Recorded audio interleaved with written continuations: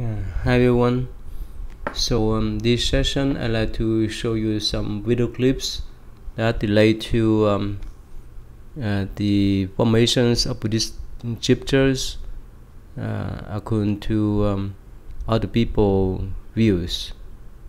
Okay, let me share with you several short video clips. I hope you can enjoy. Found using medical CT equipment. A Buddhist statue in Shizangsa Temple in Namwon, Jeollabuk-do Province has been found to contain Buddhist scriptures inside.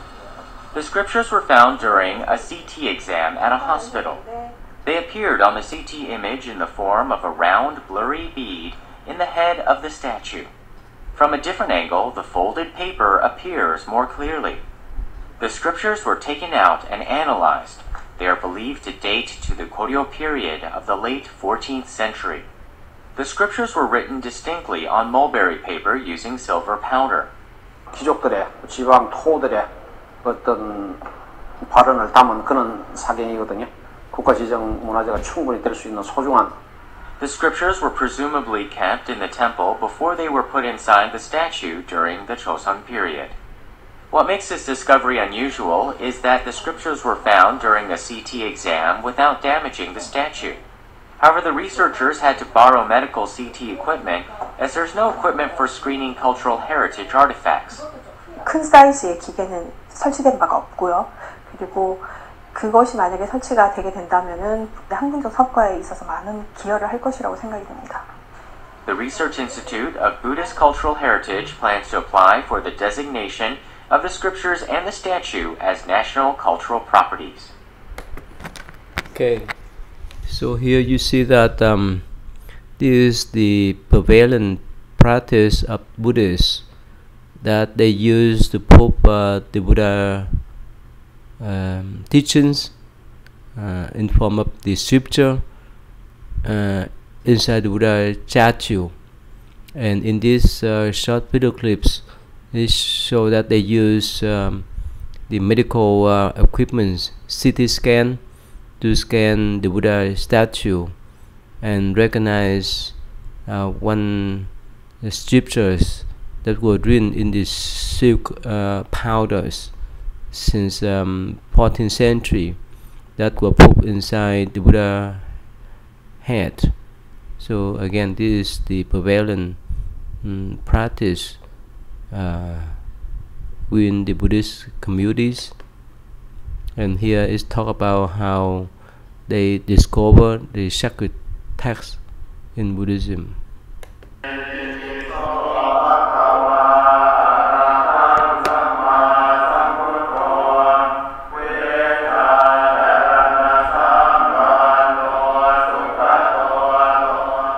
A Buddhist is traditionally defined as somebody who takes refuge in or relies upon the three jewels: the Buddha as teacher, the Dharma as the path to practice, and the Sangha, the community, as the companions with whom they practice the Dharma.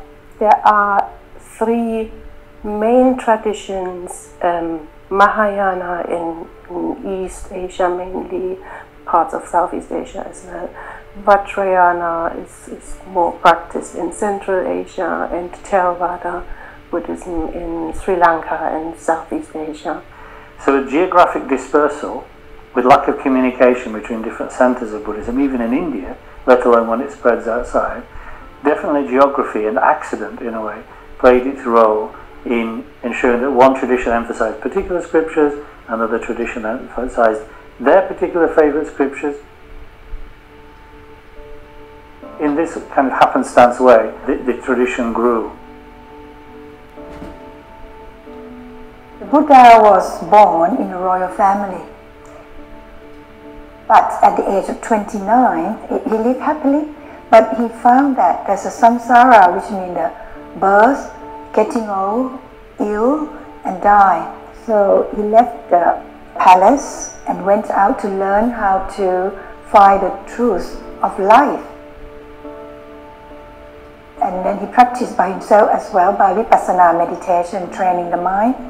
And at the age of 35, at the Bodh Gaya under the Bodh tree, he attained enlightenment and he knew the truth of life, the way of life, and he was wondering who he can teach, because this is a high stage of knowledge. He went to teach his disciples who used to be with him before, and the first sermon he taught on the Four Noble Truths, which is the foundation of the Buddha, and how you can get rid of suffering. You have to do Noble Eightfold Path. So when we know the life of the Buddha, we know how to be happy and live the life to the full with the consciousness and without suffering. Our texts are called Tipitaka. The word Tipitaka means the three baskets or three collections of the Buddha's teachings. And there are Vinaya Pitaka, the collections of monastic codes and rules, rite and ritual. Then Suttanta Pitaka, the collections of the discourses given by the Buddha himself or by his closest disciple. And then the last one, Abhidhamma Pitaka, the collection of her teaching. Abhidhamma means the her teaching. In Theravada tradition, the Buddha's teachings were recorded in Pali language. So for us, Tipitaka is the main source. In order to examine, to investigate, even to make a comparison if the teaching is right or wrong, we always goes back to the source. It's very large, I think about over 20,000 pages. Other schools in India wrote their scriptures in Sanskrit, for instance. The Tibetans translated these from about the 8th century onwards, although it took several centuries actually. There are scriptures which we feel are authentically Buddhist teachings, which are not included in the Pali Canon, but which we include. In short, the Mahayana teachings and the Tantric teachings. So we consider they are legitimately part of the Tripitaka.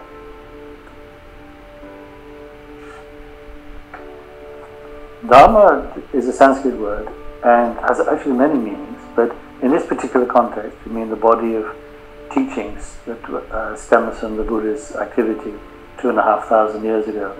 So it's not just literary scriptures, but it's also this presentation, transmission of teachings as direct personal advice from one master to their disciples. All that is the Dharma. So basically, monks have two tasks: learning and teaching. Learning about the teaching and then spread the teaching. To be a good monk, you need to know all of the monk's precepts. So the 227 precepts are called Patimokkha, monastic codes. In fact, as a Buddhist monk, we have more than that. And I thought there are approximately 3,000 precepts for monks. The minor one, for example, as a Buddhist monk, if you don't have the wound on your face, you are not allowed to use the mirror. If you need to take a nap during the daytime, you need to close the door. You can't simply leave the door open and then take a nap during the daytime. But these precepts are not included in 227 precepts. We call them minor rules. 所以戒律是我们的根本，也是我们做人的基础。就像一个国家没有法律，家庭没有规矩，是没有办法成方圆的。所以戒律就是我们一个学佛修行人的准则。再来一个佛教的女性，在出家之后呢，其实我们现的是大丈夫相。那么这是超越性别，所以在僧团里头，不管是男性或女性，其实我们承担的是一样的，都是如来的家业。For lay people, their main job is to support the monks' work. For example, to support the monks with food, accommodation, robe. We show appreciation to the Sangha. Sangha means the members of monastics for what they have done from the beginning, from an ancient time until today. We have a chance to learn about Buddhism because of the Sangha, because the Sangha members and hand the Buddhist teaching from generation to generation until our time. So we're looking at a horizontal scroll written in Chinese that would have been read from right to left. And in terms of, so you have columns of text, and they would have been also read then from top to bottom. It's about 5 meters long, and so it's made of several sheets of paper that were originally glued together. It starts with a beautifully illustrated frontispiece. In the Diamond Sutra, the Buddha basically explains that there is no such thing as a permanent, not changing self. This is a very special copy of the Diamond Sutra because it's the world's earliest reliably dated printed book. By using printing, then monks or Buddhist believers found a method that allowed to reproduce the text with extreme accuracy, but also on a very large scale. The Lotus Sutra is one of the most influential sutras, particularly in East Asia, and it's regarded as being one of the key texts containing the teachings of the Buddha. One of the key doctrines of the Lotus Sutra is that all sentient beings, all living beings, can attain Buddhahood in their current existence.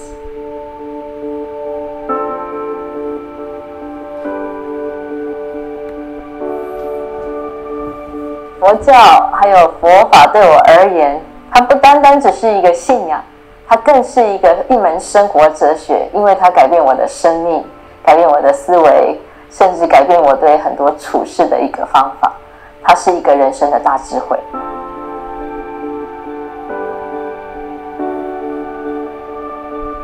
So here you see that they talk about all kind of scripture that were written in Pali, Tibetan, Chinese, and other languages that's prevalent nowadays. So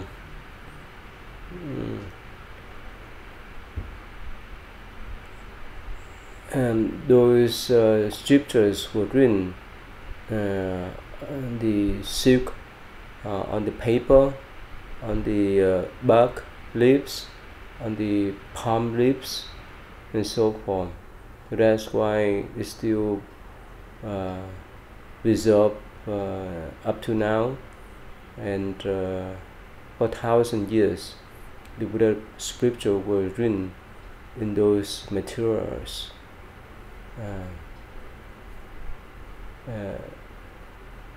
Okay, the next one I want to share with you about these clips.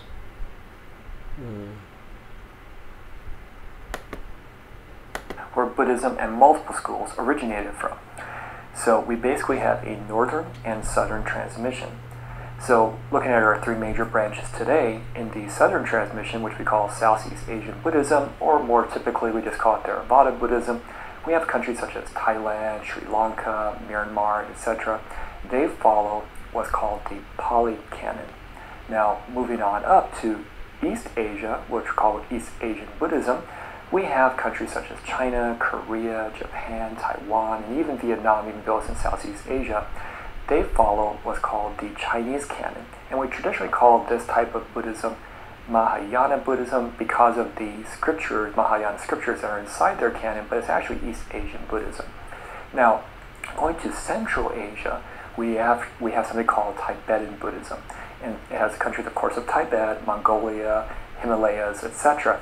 Now, they have the Tibetan canon. Now, they have Mahayana scriptures inside there also, but it's a distinct form of Buddhism from East Asian Buddhism. So we got these 3 major branches of Buddhism, and each one has its own scriptural canon.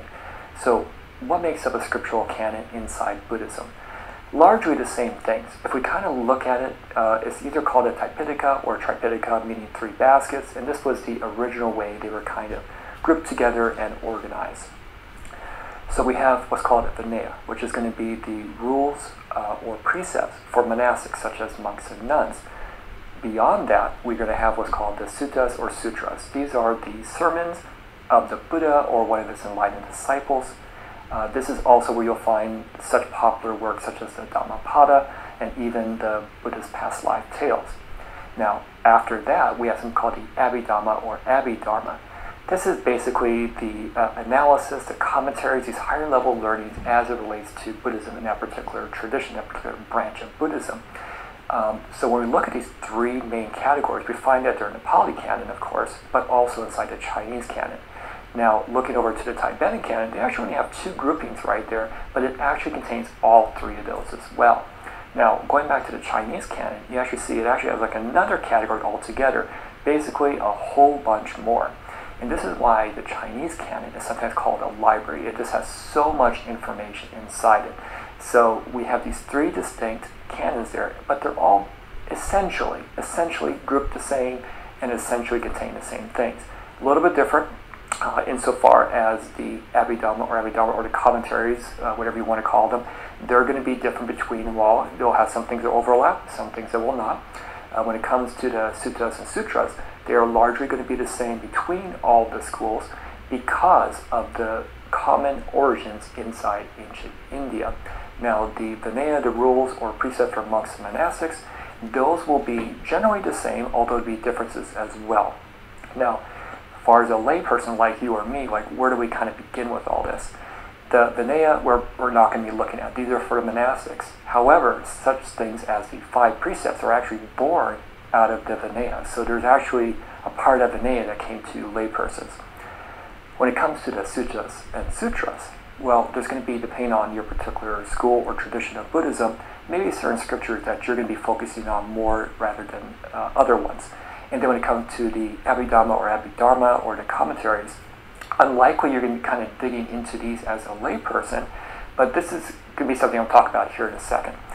Now, going back to the Chinese canon and even the Tibetan canon, they have something that the Pali canon does not have, which is going to be Mahayana scriptures. So Mahayana scriptures really, that makes up these two major parts of Buddhism, between Theravada Buddhism and Mahayana Buddhism. Those scriptures are a big deal because they contain very, very popular scriptures that are used by millions and millions and millions of... Okay, let me stop here and explain what he wants to say here. That you see, so basically up to now we have 3 types of Buddhist tradition. The first one is the Southeast Asian traditions that follow the Pali canons.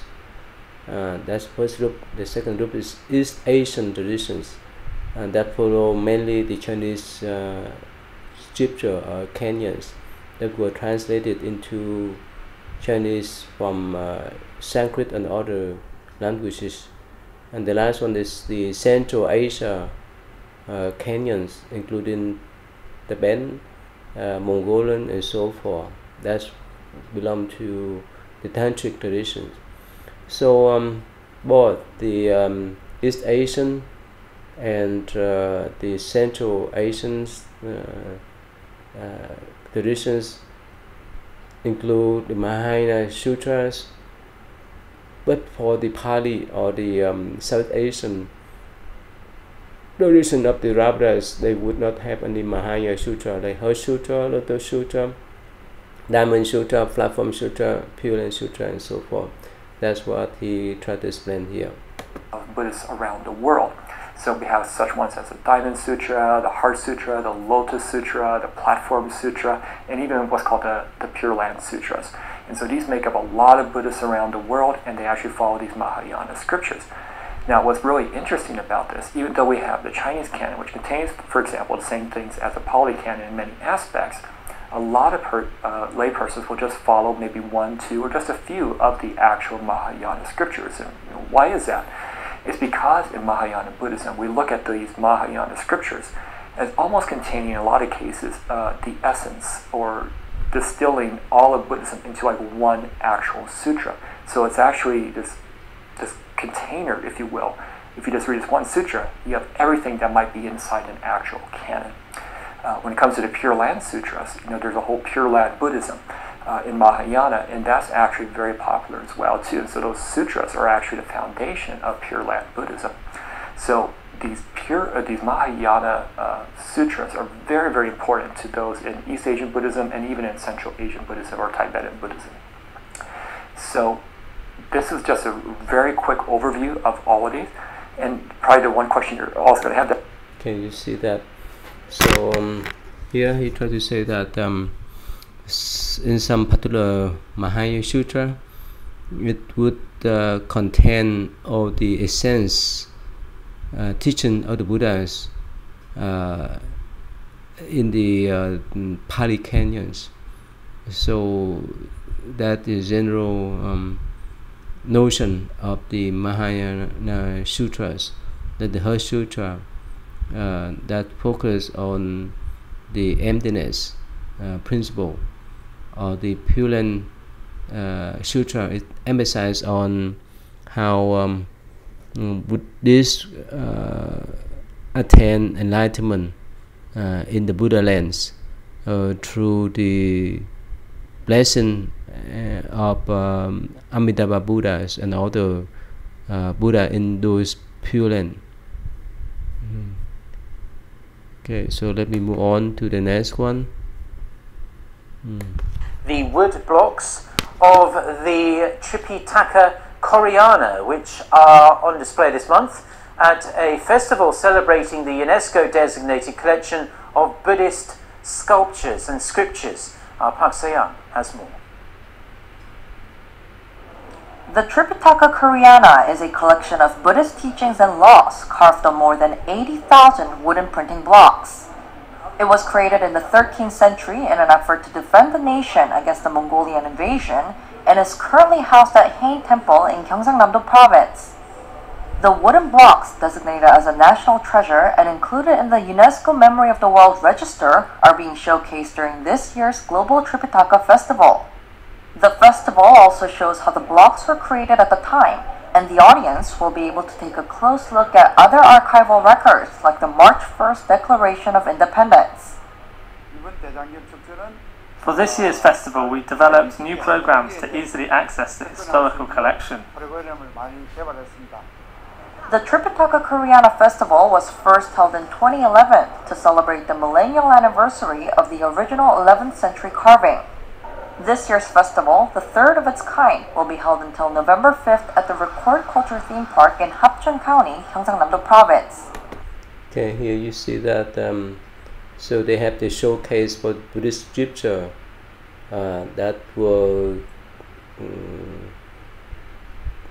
kept by wood, and this is wood printing blocks, so that whenever they want to print any sutra, they would apply the ink on those wooden blocks to print out the sutra on the paper. And actually this some articles just mentioned about the paper was invented by the Chinese through the printing process of Buddhist sutra, I think around 9th or 10th century. Okay, so here they talk about the chanting of the sutra in Nepal.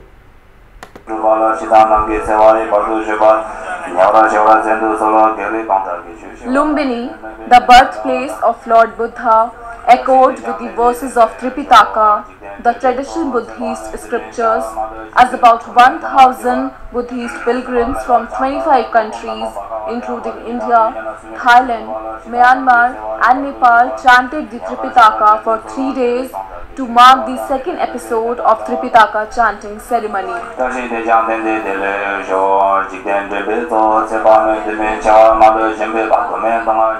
Tripitaka chanting भन्नाले भगवान बुद्धले 45 वर्ष जुन देशमा गर्नुभएको थियो त्यो देशलाई सबभन्दा पहिला त भगवान बुद्ध परिनिर्वाण हुनासाथ 3 महिना पछि नै सङ्गायना भएको थियो। फर्स्ट बुद्धिस्ट काउन्सिल भन्छ प्रथम सङ्गायना। त्यसमा चाहिँ 500 अरहन्त भिक्षुहरूले धर्म र विनयको सङ्गायना गर्नु पाठ गर्नुभयो। त्यसपछि आएर 100 वर्षपछि राजा काला शोकको पालामा फेरि 700 जना भिक्षुहरूको टोलीले यो सङ्गायना गर्यो। त्यो 300 वर्षपछि फेरि सम्राट अशोकको पालामा धर्म र र विनय भन्नेमा धर्मलाई सूत्र र अभिधर्म भनेर दुईवटा भाग राखेर अनि त्यसमा फेरि विनय पनि थपेर Abhidharma. The first session of chanting ceremony was held in 2018, in which about 700 monks and nuns participated from 18 countries.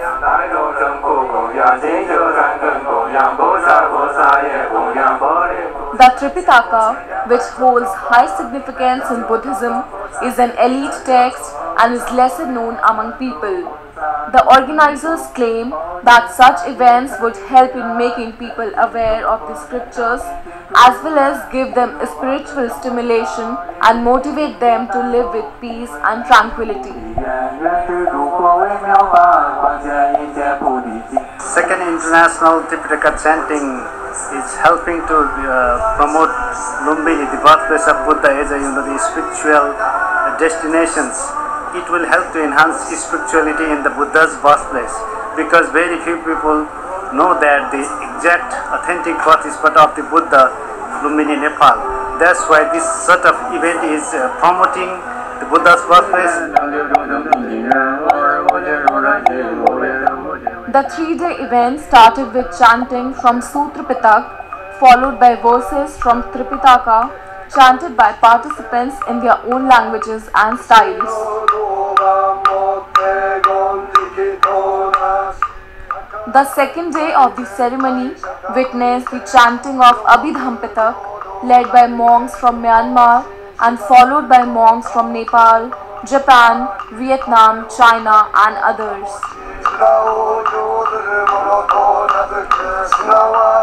On the third day of spiritual session, the monks from Thailand and Cambodia chanted Binay Pitak, which concluded with the lighting of candles in the holy garden of Maya Devi temple. So here, this is the International Chanting Buddhist Sutra from different groups and nationalities like Japanese, Chinese, Vietnamese, Nepalese and so forth. They came together to decide this Buddhist Sutra. Okay, so let me share with you this one here.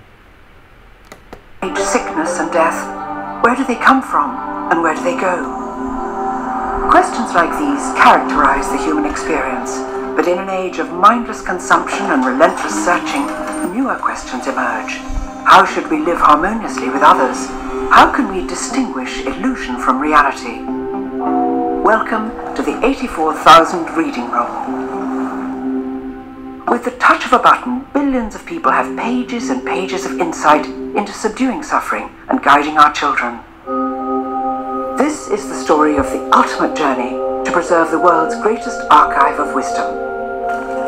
In 2009, in the Indian Himalaya, the world's most prominent translators, Buddhist scholars, teachers and volunteers convened for days, sharing decades of research to conclude that only 5% of the Buddha's teachings had ever been translated into a language spoken today.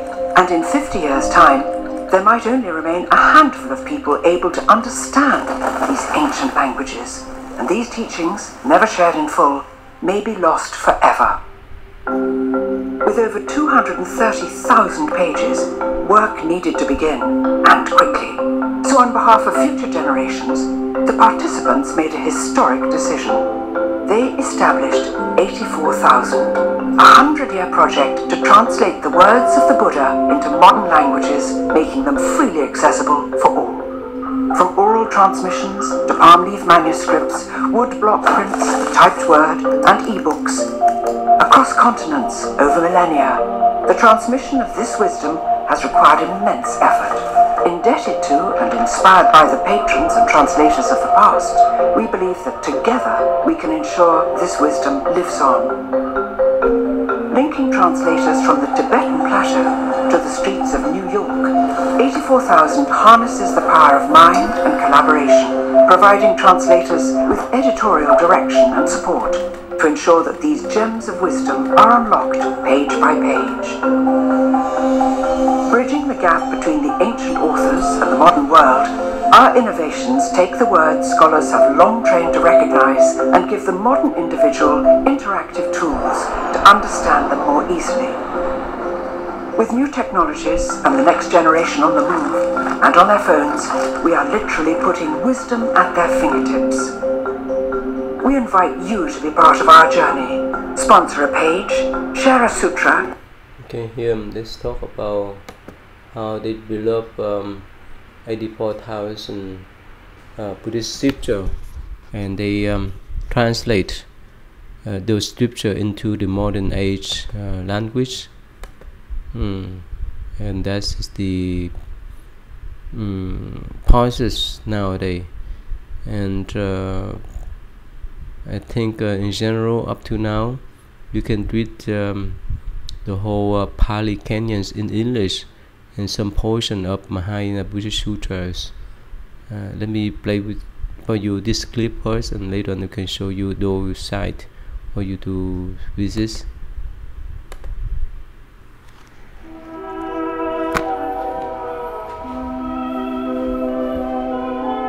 Thinking about Buddhism as a religious tradition requires us to keep in mind its deep roots as well as its wide branches. The roots of Buddhism stretch back in time to about the 5th century BCE, a time of great social, economic, and political change. Buddhism's beginnings were profoundly shaped by these conditions of change in ancient India, but Buddhism also represents a distinctive and innovative response to these same conditions. While Buddhism has its historical roots in India, reverence for the Buddha, Buddhist thought and practice, and Buddhist institutions spread first throughout Asia and then across the entire world. Thus, to understand Buddhism as a religion, we always have to consider its deep roots in time as well as its wide branches in space. Buddhists see the origins of their religious traditions in the life of a prince named Siddhartha Gautama. Buddhist accounts of his life portray him as leaving behind his royal status, his family, as well as his palace, to set out to find answers to deep questions about suffering and its causes, as well as to find out whether freedom from suffering and death is possible. After years of searching and effort, he discovered what he was seeking, and this discovery is encapsulated in the epithet Buddha, the awakened one. The name Buddha, a name that no parent ever gave, indicates that the Buddha is to us as we are to people who are asleep. The name is a celebration of his achievement. On the basis of what he discovered, the Buddha began to teach the Dharma, truth with a capital T. And the diversity of Buddhist thought over the ages across Asia represents the efforts of countless men and women to understand and realize this truth, and especially to understand and realize what the Buddha taught us about reality and human flourishing. The Buddha not only taught ideas, but also a way of life. The Buddha established institutions that grounded the community that developed around him, and teachings that provided guidance to that community on how to live, so that its members could achieve enlightenment themselves. Those who set out to live as the Buddha taught are called the Sangha. From the beginning, the Buddha's disciples included both female and male monastics, as well as male and female laypeople. This way of life and these institutions were enduring, but they also proved to be very adaptable to new settings and circumstances. As early as the 1st century, the tradition began to travel over the Silk Road into West and Central Asia, and by the 8th century, Buddhism was well established in China, Korea, and Japan. Buddhism also spread south across India to Sri Lanka and to Southeast Asia, from Burma to Vietnam and Java. This spread of Buddhism across Asia enriched the Buddhist heritage by the addition of new texts into the canons of Buddhist scriptures, and in this regard, Buddhists have had more open canons than have Christians and Muslims. In time, some Buddhist communities also developed dual canons, in which one portion of scripture was interpreted in the light of the subsequent canon of scriptures that was deemed to be closer to the intentions of the Buddha as a teacher. Buddhist dual canons are analogous to the combination of the Old Testament and the New Testament in the Christian Bible, or the Quran in relation to the texts of other peoples of the book. The Buddhist heritage was also greatly enriched by the translation of Buddhist scriptures into many different languages, including Pali and Sanskrit in South and Southeast Asia, to Tibetan and Chinese in Central and East Asia. The translation of Buddhist scriptures into different languages was always an enormous project, since the canonical collections of texts that carry the Buddha's teachings can include thousands of individual texts. The complexity and diversity of Buddhist thought and practice, the richness of its character in local settings, are so pronounced that when Europeans first encountered Buddhists in their explorations at the beginning of the colonial age, it took them quite a while to realize that the religion they encountered in Sri Lanka was historically related to what they saw in Japan. And yet, amidst all the diversity and complexity of ideas, practices, experiences, values, and institutions, we can see that Buddhists still have much in common, and that they share especially a sustained attentiveness to suffering and the stopping of suffering, just as the Buddha said about his long career of teaching. Both formally and now, it is only suffering and the stopping of suffering that I describe. Okay, so here in this passage, you see that it's mentioned about Buddhism spread to the Far East, Central Asia, the West, but we share mostly the same principle, the teachings. The difference is that because of the local custom and tradition that affect to how those people understood Buddha teachings. So whether they follow Mahayana, Theravada, or the Tantric or Vajrayana, they still have the same basic principle of Four Noble Truths, Eightfold Paths, and so forth. So that's the essential teaching of the Buddhas. So that's why there's not much conflict among the Buddhist tradition. So let me stop here, and next time I will talk much about the digital Buddhist scripture around the internet. Okay, so see you then.